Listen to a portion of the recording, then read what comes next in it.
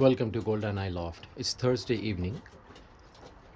I'm not racing because it's winter now, but I'm just keeping an eye on my bird's health. Look at this guy. Yeah, you just want to go down. That's okay.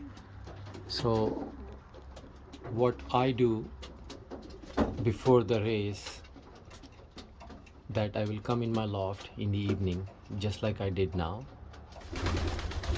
After they have their dinner, it's quiet. Try to spend some time with them and see if somebody's, well, they are puffed up because they just had food and it's very cold outside, it's very, otherwise they will sit like this, right? Just like this. They are puffed up because it's little cold. Anyway, आप लोग उस पर नज़र रखिए हर कबूतर पे.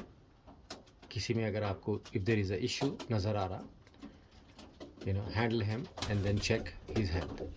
क्या हो रहा है देखते जाइए उसको.